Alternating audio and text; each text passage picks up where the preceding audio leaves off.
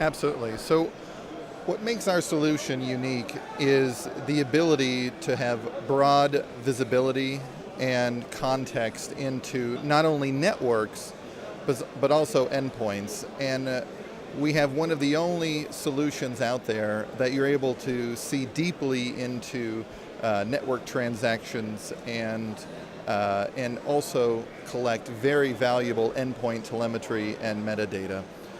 And since the acquisition of Resolution One, our endpoint component in May, for the next few months, at least until the next year, we are working on unifying the user interface between the Fidelis XPS network component and the Resolution One endpoint component. So customers next year will have one user interface, one console that they can utilize to see advanced threats and respond to them, both on the network and on the endpoint.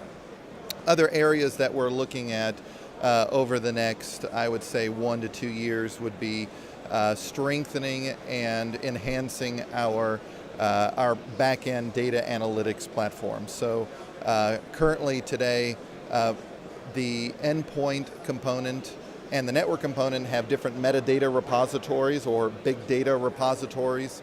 And what we want to do is unify them, not only like we did for the user interface, but we want to collect all the metadata and telemetry and put it in one place for the customer.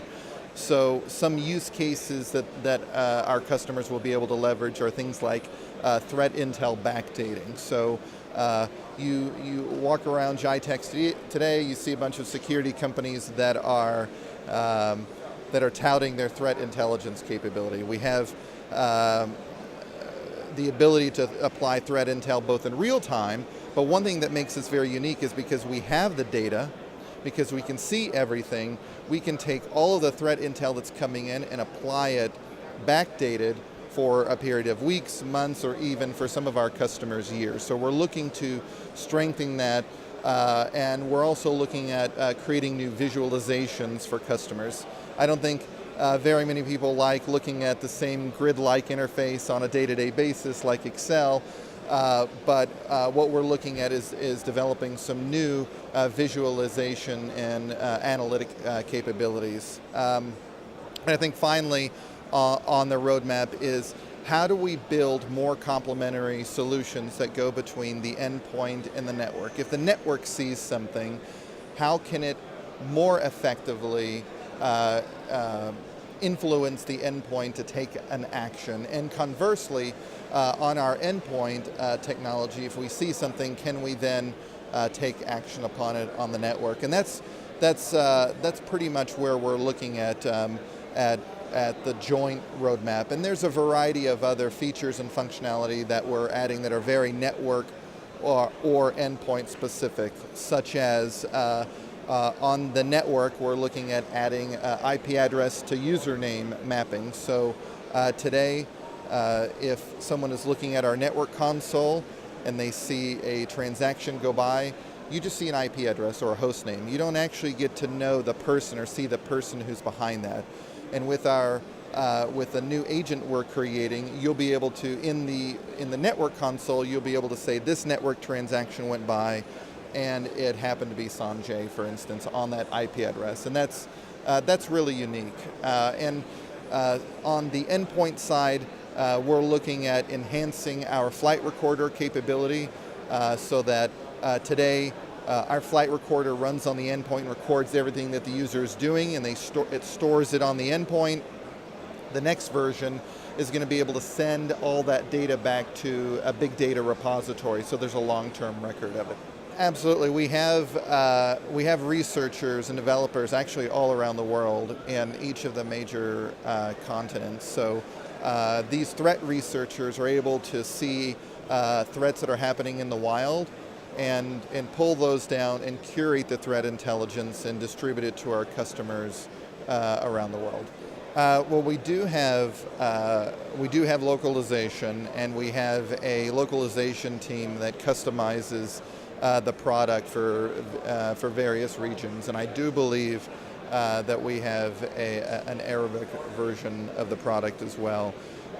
We have we have very large customers in the Middle East, and because of that, we're able to collect their feedback and make changes to the product the way that they would like to see, not only for localization, but let's say it's the way that a certain screen works, or a way certain pieces of functionality in both our network and our endpoints. So we're very committed to our strategic customers in the Middle East. From a Fidelis standpoint or from a customer standpoint? So all of our network devices are able to, with customer permission of course, are able to send a subset of threat intelligence data back up into the cloud.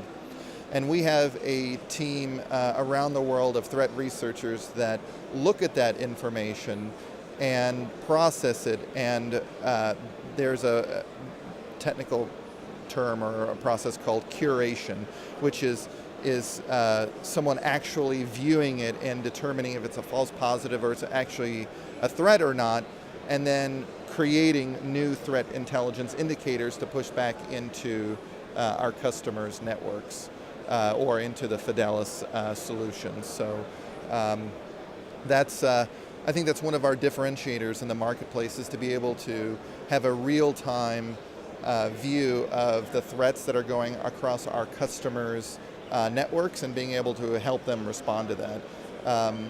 Some of our largest customers have actually figured out that they've been breached through us calling them, through us monitoring their Fidelis infrastructure. We can proactively call them up and say, hey, you should look at these types of threats with these event IDs. And it's actually led to our customers having a lot better situational awareness. We have one of our large global customers, I won't tell you who it is, but a very large Fortune 10 customer of ours. We started seeing all of these threats in a very short period of time, within probably an hour, coming out of their network. And we called them up and said, you're really under attack. This is looking really, really, really grim or bad for you. And they said, oh, sorry, we were actually testing out a new malware detection system within their network. So it was very funny that our device picked up all of these new types of threats, but it was just them testing out some back-end telemetry. Well, the strategy is twofold. Number one is we put quite a bit of training into our sales force and our sales engineers. There's a big emphasis on, I wouldn't call it continuing education, but continual training and keeping them up to date on the latest features and updates that are happening with the product.